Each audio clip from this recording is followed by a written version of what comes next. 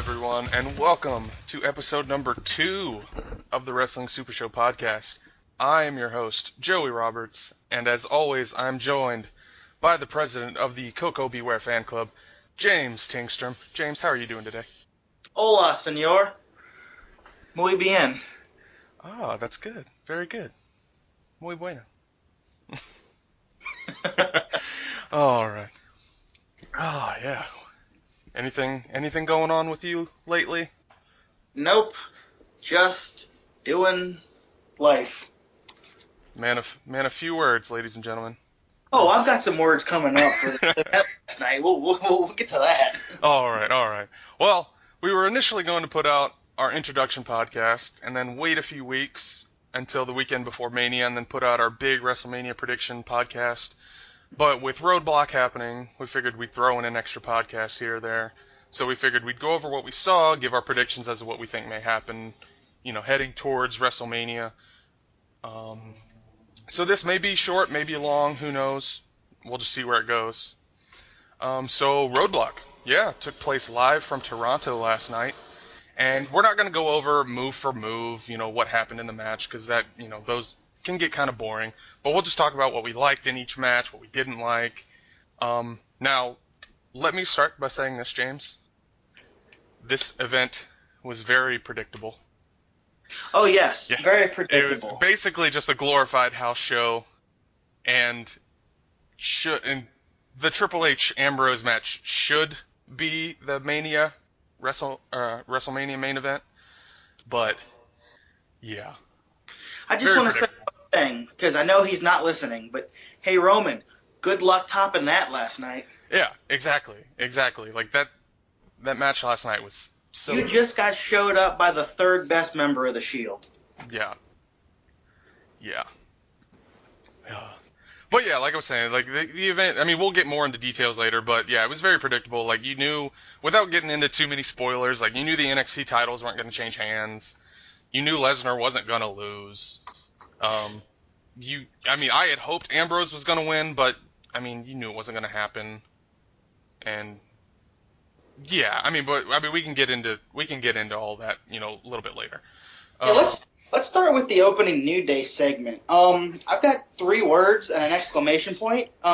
Fuck this shit. I turned off the show. I literally turned off the television and turned off the network for about 4 minutes to let it pass through. You didn't like the reveal of the Bootio cereal box? I'm not 8. No, I didn't. Sorry. I see. I'm a childish person, but that's just, I don't know. I don't like the unicorn horns. I don't like the Bootios. It doesn't make any sense. Yeah, I really do like the New Day. But yeah, the whole unicorn thing, it's still like, not for me. But let me clarify. I don't like the gimmick. I like the individuals. Yes. I got it written here. 3 good wrestlers with an incredibly shitty gimmick. Yeah. Big E can go. Kofi can go. Consequences Creed can go. Hey guys, that's a TNA reference for you. Yeah. Xavier Woods. Yeah, he can go. They're all good, and they're good on the microphone. But I don't like the gimmick. I don't like. It's too campy for me. When they started off, it was just they didn't have a clue what they were doing, and it was a bad gimmick from that standpoint. Yeah. Then they kind of got into a groove, and I liked it. Now they're too campy, and I don't like it. Yeah. Yeah. One thing I like about it is that they're. It seems like they're just being themselves to the nth degree. Like, whenever they started out, they were like the good guys that nobody liked, and now they're I don't know, they're like portraying these characters, but honestly, I could see them, like, this is just them outside of their character too. Yeah. I don't know, that's kind of why I like them, because, like, when you watch, like, Xavier Woods' Up, Up, Down, Down YouTube channel, like, he's hilarious, and then he always has Kofi and Big E on there, too. FYI, go watch that, because that podcast channel, or the YouTube channel, is awesome. But, yeah, I don't know, it's like, I watch those videos, and I'm like, I could hang out with those guys. Like, they seem like they'd be super cool, and, like, super chill, but, I don't know, it's getting to the point, like, the whole Bootio cereal, and, like, not for me. Oh, and speaking of the Up, Up, Down, Down, go watch the Seth Rollins versus Jack Swagger Madden Tournament final. Yeah. Yeah. I found out Jack Swagger is a Steelers fan and Seth Rollins is a Bears fan. All right. Yeah. Cool. All right. But yeah, let's get to the match match. itself was not worth talking about. It's your standard tag team match. It wasn't great. I had it on mute the whole time because I can't stand the commentary. Yeah. And it actually improved the match. Just watching the moves, watching the sequences, it improved the quality of an otherwise D-plus tag team match. Yeah. Yeah, and the first thing that I noticed was whenever New Day came out, they got a huge pop. Like, to me, I mean, granted, it's mainly because they're feuding with the League of Nations, who nobody likes. Like, everyone is kind of, it seems like the New Day's turning face, mainly because the League of Nations is, like, so heel, and, like, nobody likes any of them. But that was just the first thing I noticed, is that there was a Booty-O chant, there was New Day Rocks chant, there was, you know, a lot of good stuff happening for the New Day. Yeah, but like I said, I watched on mute, so I didn't hear any of that. No, well, that's true. But I put it on mute after the segment, or actually, I turned it off middle of their in-ring segment, then I turned it back on, put it on mute once the commentary started because it was awful. Mm-hmm. But hey, it was a good match. I mean, it was not great. It's not going to win match of the year. It's not going to win match of the night or match of the week. But yeah, it was a good tag team match for what it was. Oh, yeah, definitely. A little hokey at the end, like Kofi jumped off the top rope to do like a double knee bump to, I think it was Sheamus, and he like clipped his ankles and fell on his head. I actually wrote that down in my notes. I was like, there was a botched part of the match where Sheamus threw Big E into the corner, and it looked like Kofi was just trying to jump over it or something, and he just landed on Sheamus, like, by accident. At first I thought... Or at least that's what it looked like to me. Anyway. That's a crazy botch, and then as the finish materialized, I thought maybe it was a planned botch. Like, yeah, it might have been. Maybe a planned spot, because Kofi can pull off that, I mean, without hurting himself. He's very athletic enough to do that. Yeah. And I thought, well, maybe that was a planned spot, because it kind of fell seamlessly into the finish, where Big E kind of got the big end, which he needs to change that move, like, tomorrow. Yeah. If you've watched Lucha Underground, PJ Black did this move where it's the big end, but he throws him up into a diamond cutter. Yeah. That's what Big E needs to do, because dropping them on their stomach doesn't do anything. Their face doesn't even hit the mat, so it can't be a move where they're knocked out. I don't know what he's going for, but that move does not work. Yeah. Doesn't even look good. Yeah. Also, did you catch that Wade Barrett used Del Rio's kick to the face? I did not pick up on that, but I did see the kick. Yeah. Yeah, it was when Big E was on his knees and Wade Barrett did hit Alberto Del Rio's his little super kick. For a second there, I was on mute. I zoned out, thought it was Del Rio for a second. Like, yeah. Also, why do they keep calling him King Barrett? His cape and robe have just vanished. I think it's part of the ongoing rib that he's leaving in 3 months, so let's job him out every chance we get. Yeah. That's just I wrote that down. About. Barrett jobs again. Goodbye in 3 months, because he's not going to make it through the summer. Yeah. But I don't blame the guy. I mean, he's not getting a push, and when he does get pushed, he gets hurt. It's never going to happen for him. He needs to... I hope he doesn't go to TNA for his sake. Yeah. He'll probably go back to England, do some indies there, probably work with Ring of Honor, hopefully maybe catch one in Japan. Yeah, that'd be kind of cool. A lot of the bigger guys like Davey Boy Smith Jr. and Lance Archer, who didn't make it in WWE, caught on in Japan, and they're big over there. Yeah. But yeah, that brought us to, the ending where, New Day ended up winning and retaining the titles. And like you said, not going to be match of the year, match of the night, anything, but it was a solid tag match. Had a lot of false finishes. And then the following segment, whoever that guy was who interviewed Paul Heyman. Oh, it's the NXT guy. Is he a gay Justin Bieber? What's up with him? I have no idea. But yeah, I want to say the NXT ring announcer. He showed up out of nowhere, and I'm like, oh, Paul Heyman's going to talk again? Snooze. Yeah, and he did his patented, Brock Lesnar speech and threw in some references to get a cheap pop from the crowd, saying why it might as well be the Miami Heat because they can't beat the Toronto Raptors, and that got a loud reaction. But yeah, it was... Look, I love Brock Lesnar and I love Paul Heyman, but the promos are getting way too formulaic. It's too much of a retread of what he said last week and the week before. My name is Paul Heyman. I put it on mute. Every time he says that, I mute the TV. Yeah. I don't want to hear the same stuff every week. I mean, it was cool for 2 years. Now it's like, oh, dude, can you come up with a new catchphrase? Because you beat that one into the ground. Yeah. Yeah, and that brought us, to the next segment where it was supposed to be Jericho's highlight reel, but all it was him cutting a promo, telling the Toronto crowd to shut their damn mouths and to shut the hell up. And he did good heel work. He did very good heel work. Yeah, and he said, saying Canadians are always slower than the rest of the world. And then part of me was just like, he does remember he is from Canada, right? And then that's when he immediately said, he's the greatest icon in the history of the country, which brought on big Bret Hart chants. And he said he's ashamed to be Canadian. Fuck Chris Jericho. He has, with me at least, he has X-Pac go away heat. Yeah. I mean, I don't want to see him on my TV anymore. I don't need to see him have any more wrestling matches. And who did Jack Swagger piss off to get that mid-promo burial?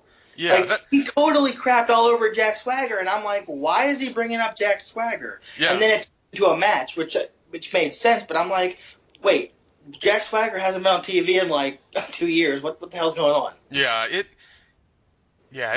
didn't really make any sense because he was talking about AJ Styles, and then all of a sudden he's like, oh, and that brings me to Jack Swagger. And like, dude, Jack Swagger hasn't been in a feud with you for years. 6 years ago. He beat you 6 years ago for the world title. Nobody remembers. And those of us who do can't forget it fast enough. Yeah, I wasn't really a fan of this match. Like, nothing really happened. The crowd seemed bored. You know what? I was a fan of this match. I did like the match. It was a good match. It was a solid, Jack Swagger, when he can go, and he's given a chance to, he can go. It's just, they never sustain enough of a push with him. Or when they do, he gets caught in Biloxi, Mississippi with a car full of weed. So, I'm sorry, dude. That's on you. Yeah. But I don't know if they did something to the audio or what, but to me it just seemed the crowd wasn't into it, and crowd wasn't into it. No, and then there was CM Punk chants for no reason. I love those. Oh yeah.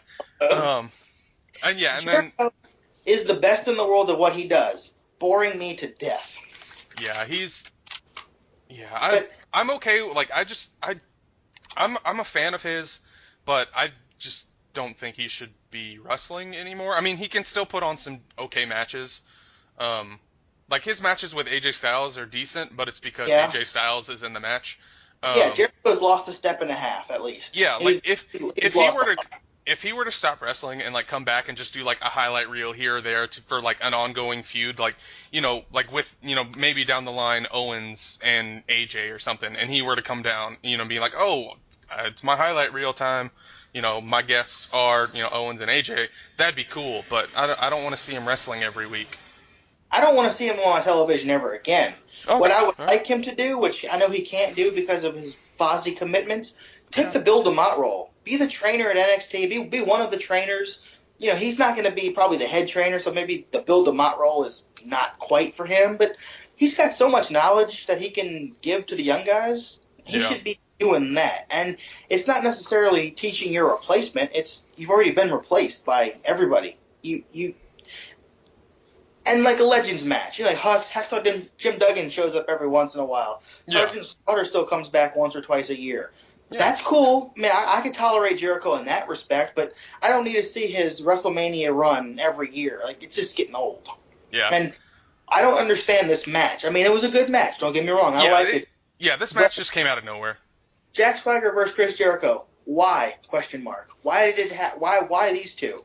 You know, it's like Jack Swagger's the Drew McIntyre of WWE minus the bad air guitar. They pull him out of the closet whenever they need somebody to take a bump for somebody. Exactly. And he's got some fire. He can go. It was a good match, but WWE's not going to capitalize on this. He's not going to be on Raw tomorrow night. He's not going to be on SmackDown. He probably won't even be seen again until the next network special, if that, or next house show. Yeah. He's going to be in the Andre the Giant Memorial Battle Royal and get thrown out in 2 minutes. Probably. And JBL, would you please shut the hell up? Oh, my gosh. Don't still have it. You never did. So please don't chant. You still got it 100 times in a row at the top of your lungs. Yeah, I wrote that down. JBL yelled that you still got it for what seemed like 10 minutes.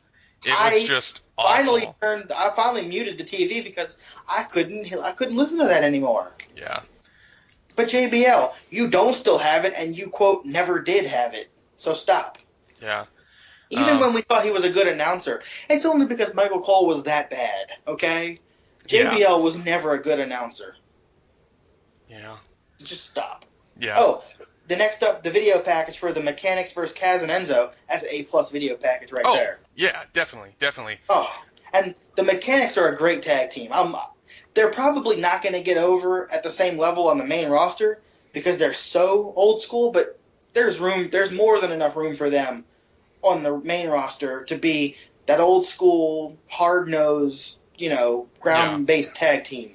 I could honestly see, I was watching this match and the way that JBL was kind of talking up, like, the Revival, Mechanics, whatever you want to call them.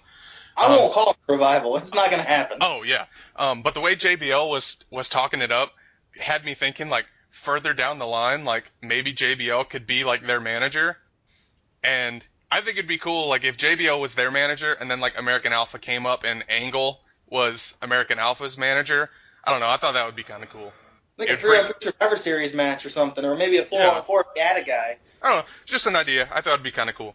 But that wouldn't be the worst idea I've ever seen them do with two old guys who are getting over young guys. As long as Chad Gable gets the winning fall in the eventual match, it's fine.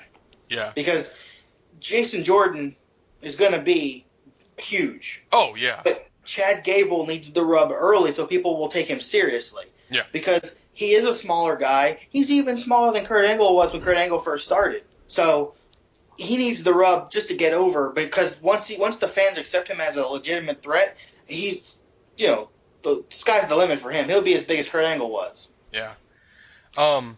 Has Michael Cole stopped watching the WWE Network because he called the Revival the brand new NXT champs, and they've been they've been champs for like half a year.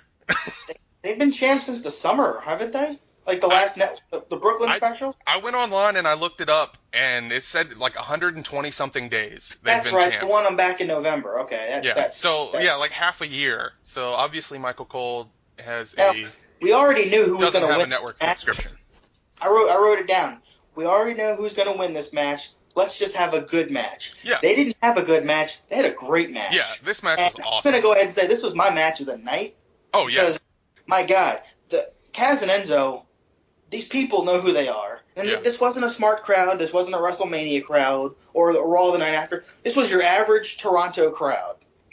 Yeah. Yes, Canadian wrestling fans are by and large more loud and more knowledgeable than American wrestling fans. But boy, they sang along to everything Kaz and Enzo said. They knew the words. They knew the steps. Mm-hmm. This team is going to be huge as long as, I got it written down, as long as they're not booked like a comedy clown team. They're going to be great. Yeah.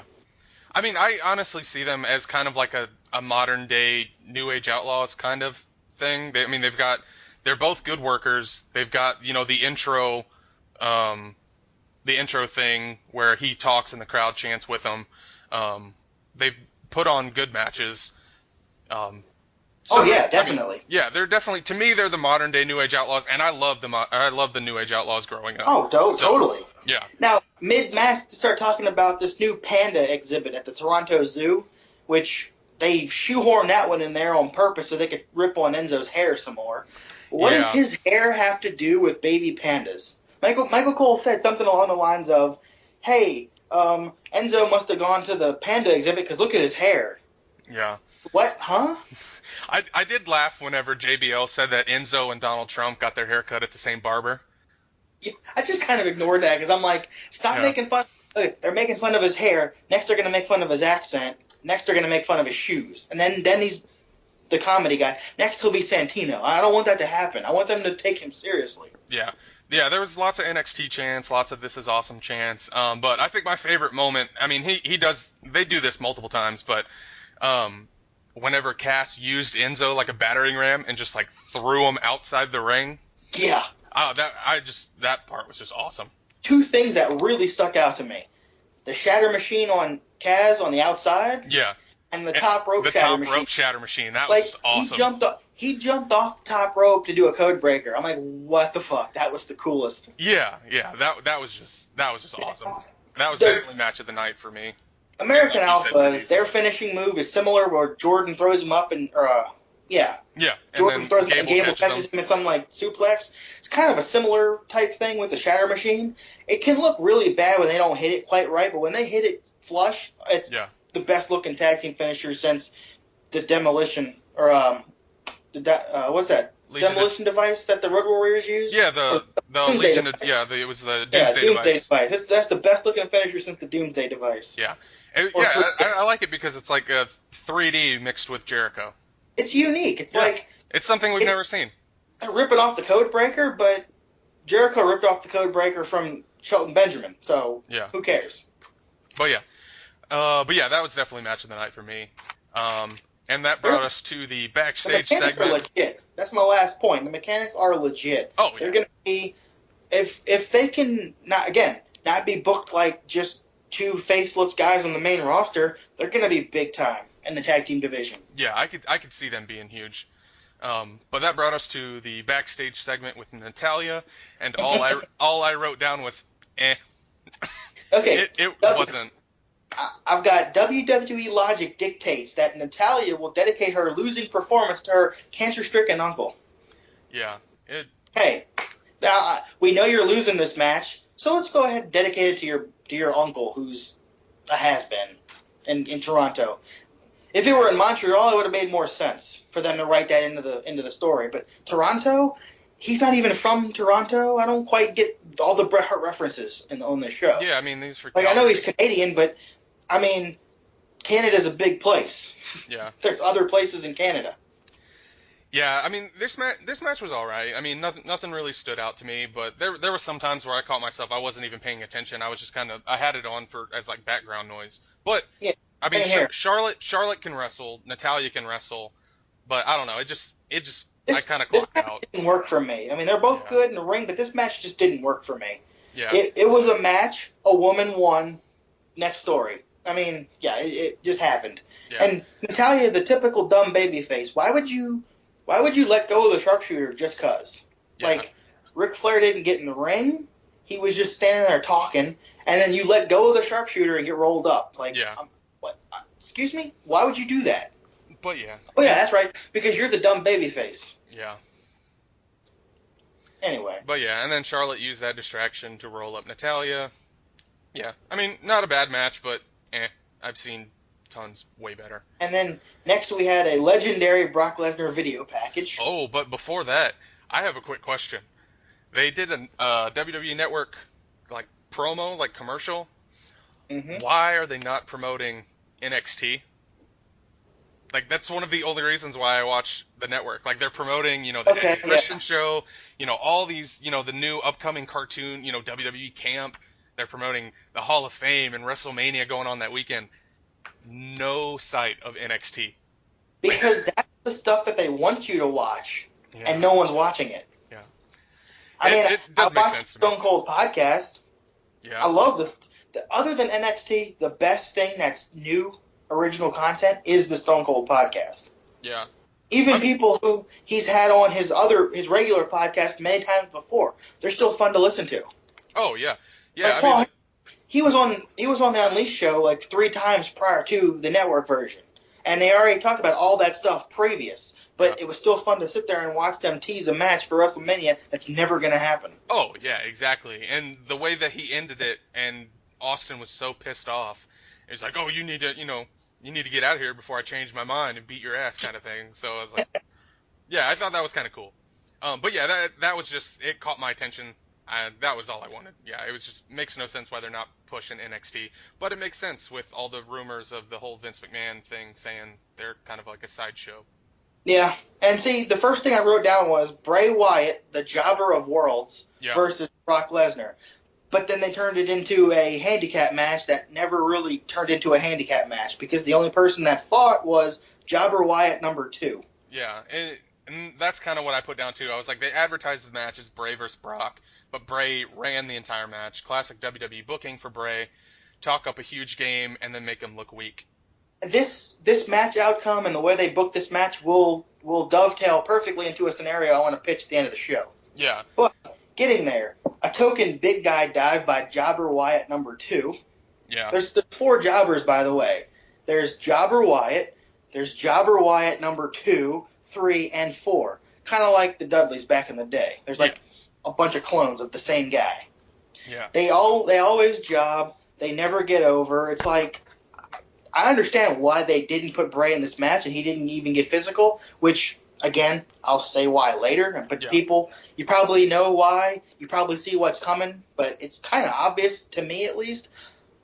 Almost too obvious for it to be the likely scenario. But I love the spot where Brock was in, I guess it was a half Nelson. He fell to his knees, crawled back under Luke Dove Harper, between Harper's legs and German suplex. Yeah, I thought that was pretty cool. The sickest quickness. Like that one time where he beat up the entire 3-man band. He was in the ring 1 second, you blink, and he's already outside the ring suplexing. Well, that was like on the barricade. That was like the Japan show they did a couple months ago where he took out the entire New Day in like 2 minutes. Like, not even 2 minutes. He's the quickest guy on the roster by far. He's just a freak athlete. Yeah. I will say he is a freak athlete, and he does have moments where I'm like, okay, that was cool, but yeah. Yeah, you don't like his cocky, arrogant UFC persona, and you don't like the fact that he works 4 dates a year.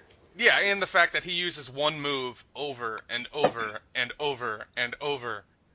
But yeah, Brock suplexed Harper like 15 times, and then F5 well, look at it for the win. In the day. Why would you? He did all kinds of different moves back in the day. He's also 37 years old, and he doesn't have to do anything more than a suplex. Yeah. Now, when he has to chain wrestle, he can do it. I mean, he's done it a couple of times, but if I were him, I'd just suplex the shit out of my opponent and go home for the day.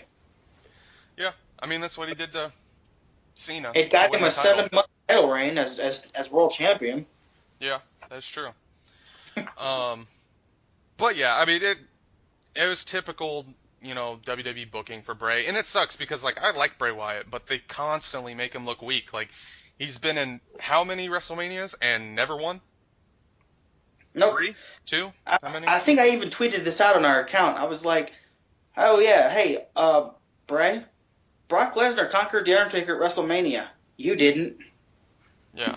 Like, you just keep taking the big shots and coming up short. Yeah. And next it was Sami Zayn time. Yeah, which I wasn't expecting him to fight, and I was like, okay, cool. Maybe he'll fight, someone of, importance. No. And then Stardust comes out.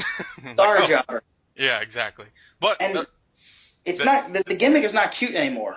Like, when it first started, the gimmick, it was kind of cool. Stardust, Goldust. It made total sense. Yeah, and Goldust was like kind of the more I don't want to say serious one, and then like Stardust was more, kind of out there. But they're both kind of out there, which kind of made it work, and that they're brothers. So I mean, they had the chemistry. Goldust was supposed to retire, and Goldust didn't retire like he was supposed to, and then he still does this Stardust gimmick, and it makes no sense. I don't like it. I wish it would stop, but it's not going to. So, yeah. And it was a solid match, but there was no story behind it, so I didn't care about the match. He's going to get better matches with people. He deserves better matches with people. I can't wait until Cesaro comes back. I can't wait until Cesaro comes back, and they put Sami Zayn against Cesaro. I can't wait until the Nakamura takeover match. That is true. But I did tweet this out. Sami Zayn versus Stardust is going to be your Raw Hour 1 main event in 3 months. Yeah. Unfortunately, they're going to book him in the first hour of Raw, and they're not going to let him get over. I don't think. I want him to get over. I want him to be a top guy, but he came in like a house of fire, got hurt against John Cena. That is a serious black mark on him that Vince McMahon will never let go. Yeah. Kevin Owens came in like a house of fire, and what's he doing now? Mid-card matches on Raw? Yeah. I mean, he's the Intercontinental Champion, and hopefully they turn this into a match with Sami Zayn versus Kevin Owens at WrestleMania, but from the way it looks like, it's looking like a multi-person. Yeah. I mean, it's too much faith that we would, get a one-on-one match like that. Yeah. It's asking way too much. I don't understand why they're, it's all rumored right now, but they're, it's Kalisto versus Ryback for the title, Like, I don't understand why they're not making that the multi-man match and having Zayn versus Owens at Mania. Like, that's like a huge storyline. I mean, going back, like they were saying, like Zayn has said, like they've been friends for 13, 14, 15 years. And if you go back to their days in Ring of Honor, like, I mean, I would just love to see, Steen versus Generico That makes much on sense. WrestleMania. Like, that would That be. makes too much sense. But Why would you give us the singles title match we really, really want? yeah, That could really sell a few network buys, possibly, and then give us Kalisto and Ryback, which yeah, I don't want to see that at all, man. yeah. I don't. I mean, granted, the Intercontinental title match should be good because it is Zayn, Owens. They'll probably throw Neville in there, which will make it fun. And Miz can go, but I'm not a fan. How far off is Cesaro from coming back? I think he said he's still a couple months. Damn, because I was thinking if you could find a former NXT guy who was on the main roster, put him in that, man, make it a fatal four-way for the Intercontinental title. Yeah.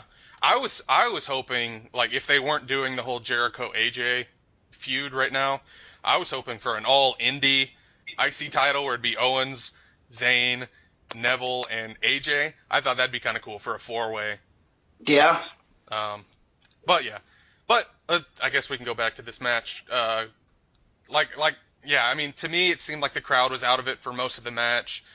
There were even JBL chants. That's how much this crowd seemed into this match. And it's not the crowd's fault that nobody. Yeah, we all like Sami Zayn, but this doesn't matter. There's no emotional investment, so it was a bathroom break for me. I mean, yeah, and I wrote down, Stardust barely gets moves in on Raw, yet he gets most of the offense in this match. Yeah. And then it wasn't until Zayn started to, get some offense in, that when the crowd kind of got into it, but not really. But I did write down, Michael Cole said that it would be a major win for Sami Zayn if he could beat Stardust. ... I laughed. It was okay. I mean, like I love Zayn. Yeah, it's a major win against Stardust if you're playing WWE 2K16 and to get from NXT to Superstars, you have to beat Stardust. Yeah. That's a major win. But in reality, at the Roadblock event, that was just nothing more than a time filler. Yeah, exactly. And they needed, they had a 3-hour event and they're like, oh shit, what are we going to do now? They were running they were simultaneously running a house show in another town. I think somewhere in the Northeast. It was in Atlantic City, yeah. Okay, so that's why you didn't have AJ, you didn't have Owens, Rusev, or Del Rio. Yeah. But I'm thinking, why don't we just get like a Rusev Del Rio tag team match against some people, like if you want to fill time? Yeah. Why would you waste Sami Zayn to fill time? Yeah. I mean, it doesn't hurt him to have a main roster match. Oh no, and especially it being the, I guess, co-main event, because the match after this was Dean Ambrose versus Triple H. So, but I mean, Zayn won with the Helluva Kick, so you knew he wasn't going to lose. And I wrote down top 3 intros in the WWE right now in no order for me: Sami Zayn, Seth Rollins, Kevin Owens. Sami Zayn has the best theme music in all of professional wrestling. Yeah. Maybe behind Nakamura. Yeah, his Nakamura is no longer in Japan, so that theme music is gone. Yeah. It's now whatever WWE gives him. But yeah, he has the coolest theme music in all of professional wrestling. Yep. Which is fun, because when he was in Ring of Honor, he had the coolest theme music in all of professional wrestling. That is true. So, I mean, he's keeping the streak alive. All right, title match. Another solid video package. And Yes. I made a side note. The only thing that beaver tooth douchebag Kevin Dunn can do right. Yeah. Because the up and down shaky camera, no, wrong, bad. Yeah. I had a seizure watching Raw 2 weeks ago. Yeah, Not that cool. was just terrible. And yet he's the highest paid person in WWE. I also I hate how the champion enters first. I know why they did it, because Dean Ambrose is going to get the bigger pop. Yeah. But Triple H, He's the champ. Of all people, Triple H is the champ. He definitely should come out second. Yeah. If Sting has to come out first, then Dean Ambrose has to come out first. Yeah. But yeah, there's big reaction for Ambrose as expected. Lots of back and forth action. Dean doing the whole, laying on the top rope.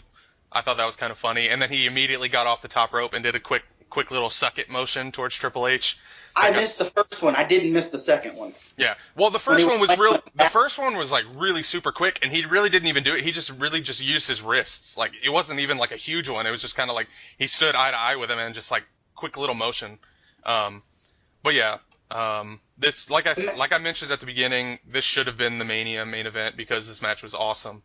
Now it started off super slow. Yeah, it didn't really until Triple H took apart the announce table. It didn't pick up. Yeah. But as the slowness of the match is going, I'm realizing Roman Reigns is still sitting at home. Now, I know he had a deviated septum procedure done. I get it. I know why he's not here. But it's a pattern of behavior here. He's sitting at home. He's sitting it out. He's letting Dean Ambrose carry the road to WrestleMania for him. Yep. Just like he's going to come back on Raw and pick up the scraps and go to Mania and win the belt. Just like the 15 and 16 Rumble. He laid out half the match, both times. The the Fastlane match, he laid out for half the match. Why does Roman Reigns have to take the easy road to the top? Yeah, he just lays out. He's not even around anymore. He's at home, literally at home right now. Yeah, and that's what bugged me about the Royal Rumble this year, was that he got taken out and, just sat in the back for 20 minutes until... Sheamus came out at number 29, and then, I mean, granted, he did get eliminated, but still, it was like, he's your WWE champion, and yet you're taking him out of the match for, 20, 25 minutes, however long it was? Stone Cold once sat home for a whole year, but you know what? He was run over by a car, so he gets a pass on that. Roman Reigns, every time he gets a hangnail, he just takes some time off, in storyline, obviously. Yeah. He takes time off, and it's like, If he's the heir apparent to John Cena, shouldn't he be carrying the bulk of the storyline? Shouldn't he be here every week? Yeah, he should. But he's not. Nope. And that's a shame because I'm a fan of Reigns. Like I mean, granted, I know he's not the best worker on the roster. I don't hate him. Yeah, and he's definitely gotten better on the mic. But the fact is, they're most of the time he gets on the mic, it's very jokey. Like, they make him... And he's not a jokey person. Like, after TLC, when he was just beating the shit out of Triple H and just made him look like a total badass, that Roman Reigns got over, and they needed to keep him as that. They should have never, handed him the mic. Like, that's why he was so awesome in the Shield, was that Rollins and Ambrose did most of the talking, and all Reigns said was that his catchphrase, believe that. And that's all he needed to say, because he was so big, he could just take you out. Who's next? Yeah, that guy exactly. Over. Yeah. You need to talk. If you're a raging badass, heel or babyface, you don't need to speak. In fact, you know what? Don't speak. Yeah. Like Baron Corbin. Please don't speak. Yeah, Okay. The only time I will allow Baron Corbin to speak is during the match when he's telling his opponent, go back to Ring of Honor or wherever you came from. Yeah, That's exactly. Cool. But a microphone, don't put it in your hand. Act like it's kryptonite and walk away. Yeah. And that's what again, like going back to Goldberg, that's what I loved, on Nitro, like after every match, Mean Gene Okerlund would go up to him and be like, oh, tell us about your match. Tell us, what your thoughts are. And then he would just look at him like, who the hell are you? And just walk off. His first match against Hugh Morris. Yeah. He beat Hugh Morris, and Okerlund's like, who are you? Where'd you come from? He looked at him and gave him this F you look and walked away. Yeah, and was like, perfect. Man of mystery. Yeah. Now, Dean Ambrose needs to cut it out with that rebound lariat. Yeah, I'm not a fan of it. He's not Nigel fucking McGuinness, so cut it out. Yeah. Now, it's okay if it flows. It didn't flow in this match. You got hit in the face with a face buster knee thing that Triple H does. You don't just bounce up and fall into the ropes from that move. That did not flow from one move to the next. That was kind of bad, and it's a bad lariat, dude. He doesn't even put the full force into it. Yeah. Now maybe that's why Nigel McGuinness's biceps were all messed up, because he hit you as hard as he could with his arm. But it doesn't look good. Please stop doing it. Yeah. And then laying on the floor, doing the Shawn Michaels crotch chop. That was the coolest. Yeah, I wrote doing the suck it motion Mocking while laying on Triple the H, ground and was funny. I was like, yeah, okay, I can see that. Triple H did this move earlier in the match. I wrote it down. When he had him in the crossface, and then he turned it into like the Rings of Saturn crossface hybrid move. Oh, you mean how he ripped off Samoa Joe's moveset? Yeah. I thought that move was kind of cool. It is cool, and I'm thinking to myself, Samoa Joe does that on Wednesday night every week. Stop doing that. Don't do it, Triple H. But yeah, Ambrose putting himself through the table while attempting the elbow drop.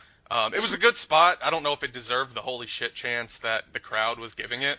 No, it didn't. But, I mean, it was a good spot. And then Ambrose, beats the 10 count. Same false finish from Raw last year where Ambrose beat Raw. It's the same false finish. It's the visual 3 count, and the referee goes, oh, my bad, I messed up. Well, no, Ambrose is the champion. You counted to 3. He's the champion. Yeah, I don't get the whole feet under the ropes thing. Like it does. His foot wasn't under the ropes. It was maybe adjacent to or caddy corner with. It was not all the way under the ropes. Yeah, from that camera angle, it looked like he was still like 2 feet away from the ropes. I mean, if you want to do a fuck finish, okay, you can do something. Now, why does it have to be the referee counts to 3 and then changes his mind? Yeah, exactly. Because you're making your guy look like a tool. Like, oh, Ambrose, you didn't really win. Yeah. And it's always Triple H.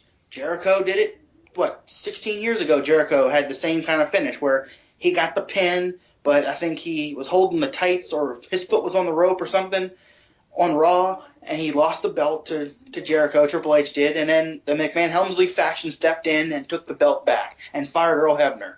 I mean, It's like these are the worst finishes because you make the guy who should have won look like a chump. Yeah. Oh well. Yeah, and yeah, again, it's like that whole false finish thing. I mean, yeah, it sucks. I love how they quickly dismissed Dean Ambrose. Triple H has conquered his roadblock to WrestleMania, which leads me to this. This is a scenario I'm going to pitch for you. All right. Ambrose will get added to the match at Mania, making it a triple threat. It probably shouldn't be a triple threat, but I didn't see the false finish where he actually got the 3 count. I immediately thought, okay, he's getting into the triple threat match. Yeah. Because he now has a legitimate claim. I pinned you. You did not kick out. The referee changed his mind. That's step 1. Yeah. Step 2, they're dismissing Ambrose so quickly after the match. Why? He just beat the champion, essentially. Yeah. Okay. Brock Lesnar is supposed to fight Dean Ambrose, but his should-have-been opponent, Bray Wyatt, ran from him the entire match and has been talking shit on him for 2 or 3 weeks. So here's what I'm seeing is going to happen. They're going to slot Ambrose into the match, make it a triple threat. I still think Roman Reigns wins. He's going to pin Ambrose, of course, and Reigns is still getting the belt. Ambrose is always the fall guy. They're going to take Bray Wyatt, and he's finally going to have to fight Brock Lesnar, but it'll be at WrestleMania. Yeah. I don't know who wins that match. I'm guessing maybe Bray Wyatt wins the match. I would likely think not, but they're going to save Lesnar versus Ambrose for SummerSlam. Yeah. See, because and that show's going to need a big match, and Brock Lesnar's going to have a match at SummerSlam. He does every year. What does Ambrose do? And let's say Ambrose wins the title by some crazy scenario.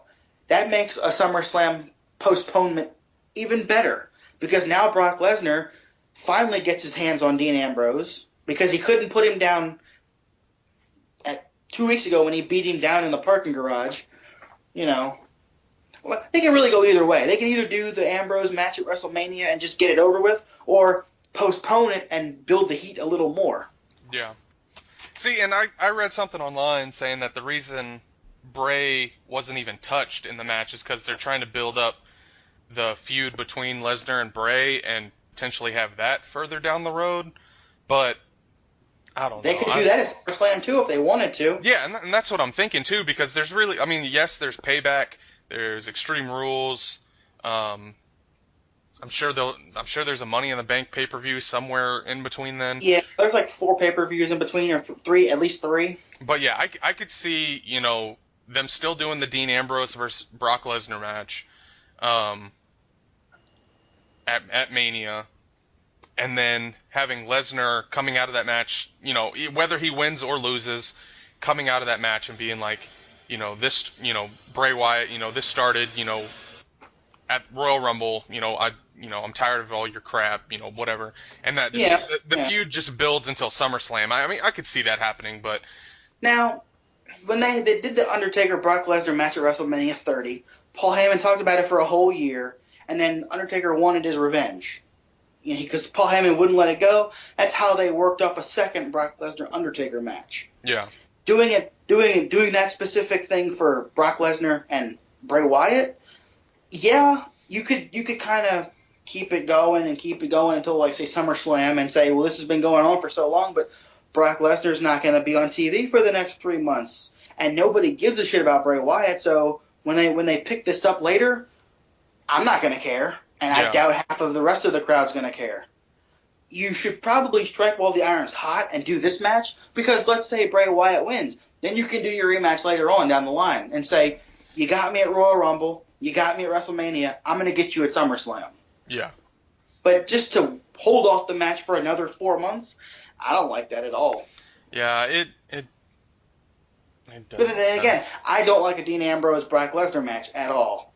Yeah, that one kind of came out of nowhere. I mean, like, I get the whole, why I guess Lesnar's upset. It's like, oh, you cost me, I don't know. It does. It makes sense, but it does make sense. I don't know. I guess if he can't have Roman Reigns, he'll get the other guy, Dean Ambrose. Yeah. Because Roman Reigns has got Triple H at WrestleMania for the title. That's what that match at Fastlane was intended to be.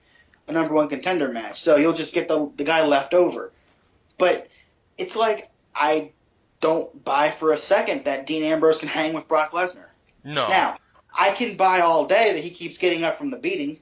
Yeah. But I can't buy for a second he's going to beat Brock Lesnar. Yeah. I mean, you could also go back to, I don't remember what pay-per-view it was, but when Lesnar fought Lesnar fought CM Punk in a street fight, and CM Punk almost beat Lesnar a few times because it was a street fight, and there was multiple false finishes. So I could see that happening again, to where either Ambrose does beat him, or does the dirty deeds like 3 times in a row and almost beats him, only for Lesnar to get up and F5 him off the top rope through a table, whatever. Yeah, I don't know. And I could see him having to do dirty deeds off the second rope through a table to get the pinfall, something where he has to go extraordinary means. Yeah. He's not going to beat him in a one-on-one match. Oh, no. Not at all. Or even a no-holds-barred match where they don't use weapons, per se, like a street fight. Which I think is the dividing line between a no-holds-barred and street fight. Street fight is like Extreme Rules, anything goes. No-holds-barred, kick him in the balls a couple of times, it's cool. But just don't use a chair. Yeah. But yeah, and I guess if we go back to the main event, Ambrose beat the 10 count but ran straight into a pedigree. Which was dumb. Yeah, I wrote that, and then I like this match a lot. Ambrose is the biggest face in the company right now. It's kind of like, I guess you can see he was desperate to get back in the ring and just kind of got caught, but one pedigree? Come on, man. You kicked out like 2 dirty deeds, and he can't get out of 1 pedigree? I mean, Triple H got out of the, Ambrose caused, the non-finish of the whole dirty deeds thing, but I want to, I think it was that you tweeted, man had, multiple knee surgeries, but he can get out of, the figure 4, the sharpshooter, and all this stuff, and yet all it takes is 1 pedigree. No, what I tweeted was, he's got 2 bad knees. Yeah. But he's still taking ring steps, figure 4s, all these other moves. Triple H is still the man.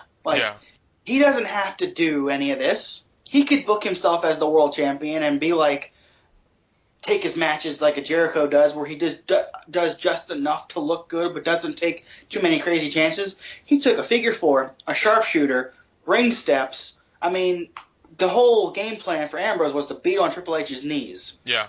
You got 2 bad quads. You shouldn't really be doing that with your knees. Yeah. But he did. Probably shouldn't even still be wrestling. He's still the man. You know what? Oh, and yeah. If it can't be Dean Ambrose, then I want Triple H to be champion forever. Yeah. Or put a belt on Brock Lesnar. But Triple H is the man right now. Yeah. Because he's 47 or so and doesn't have to do any of this stuff. But he keeps doing it because why? he cares enough to make the product look good. Yeah. He's trying to make this a good show. He's trying to show up, and subconsciously, I think, trying to show up Vince McMahon so he can angle with the board of directors to get control of the company. Because Vince is not going anywhere, and if he's making it public that he hates NXT, then I'd be worried if I was Triple H. Yeah. Because your pet project, NXT, is looked at as a sideshow and isn't respected by the owner of the company. You might be numbered in terms of how many days you have left as running this as its own separate brand. Yeah. And I'm curious to see how NXT is going to do now that the lead writer for NXT got promoted to be the lead writer for SmackDown, or one of the lead writers for SmackDown. So I'm curious to see if SmackDown is going to get better, if NXT is going to get worse. That's one thing that I'm going to be kind of paying attention to. How much control over SmackDown does Vince McMahon have? Like, is he there every week like he is at Raw? I don't know if he is or not. Because I get a distinct different feel of SmackDown whenever I watch. It's like, this doesn't... Yeah, we get the same matches we had on Raw, but it doesn't feel like Raw. There's more wrestling, there's less talk. Yeah, I know. It just feels that. I want to say that Road Dogg is one of the main guys behind SmackDown, so I wouldn't be surprised if he's the one kind of calling the shots, which is why it's a little bit better.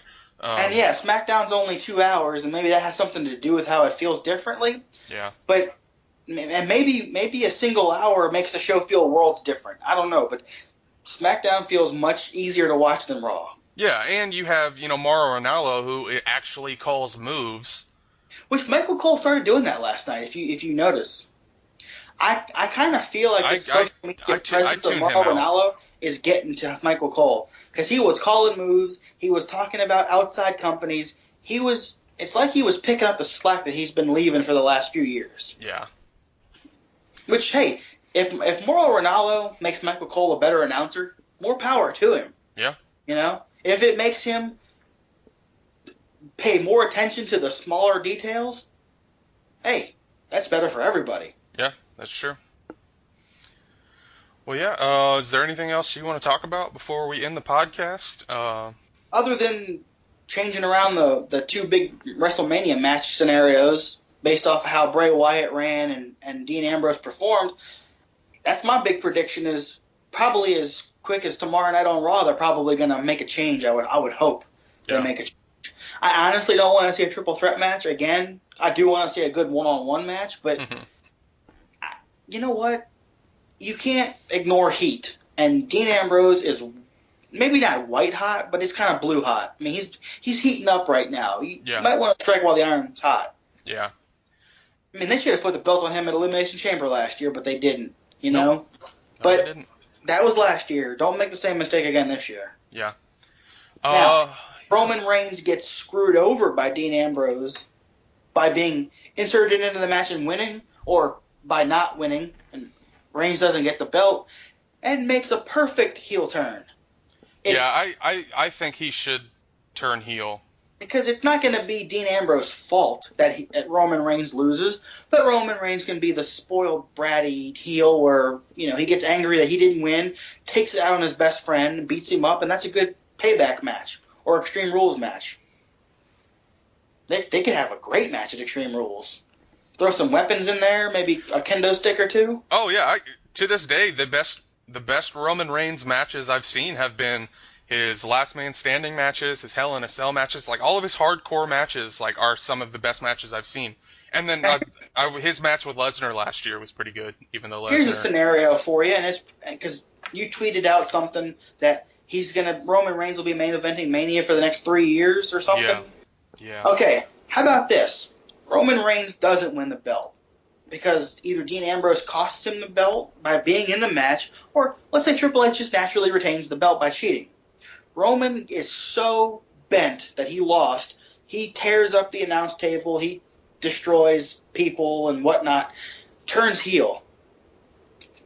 Slow play this to SummerSlam where he wins the belt at SummerSlam. Mm-hmm. Now, from Triple H or somebody else, I don't know if Triple H should be champion for another 4 months. But why not? If the idea is let's put the belt on a heel Roman Reigns at SummerSlam, he becomes a massive heel during the fall, and as a massive heel, rolls into Mania 33 and retains the belt. Yeah.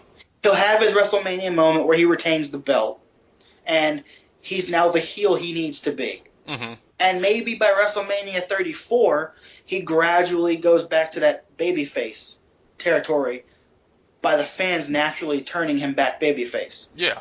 And there's your 3 WrestleManias right there. Yeah, I mean, that makes sense. I mean, and who was I want to say someone like Stone Cold or someone like that said the best way to make a great heel or best way to make a great face is to become, is to be a great heel first. That's Stone Cold's words. That's definitely Austin. Yeah. And probably JR I couldn't too. remember who it was, but yeah. Same thing, I think. Yeah, but like if you look, for example, I know they're related, but The Rock was such a huge heel for all those years, and then he became arguably the biggest name in WWE history. I mean, and that's why, and same thing with like Hulk Hogan, like he was such a huge face, and then whenever he joined the NWO, he became one of the top heels ever, and it was. If I'm not mistaken, and I might be making this up out of thin air, I think Hulk Hogan was a heel in the AWA before he got bought up by the WWF. He might have been. I don't remember. I don't know. I honestly don't know much about his pre-WWF stuff, so he may have been a babyface at AWA, but that's where Hulkamania started.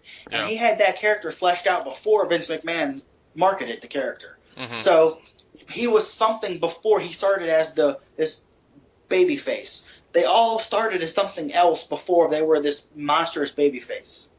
Roman Reigns was kind of a badass heel, but he was part of a group, so he didn't stand out as much as he probably should have. He was just a single part of a heel faction. Yeah. Yeah, so. He stood out at times, but he didn't stand out to the point where now we can buy him as the white meat babyface. Yeah. Which is not his fault. It's just that's how it happened. Yeah. Of course, he wouldn't be where he was now without the Shield.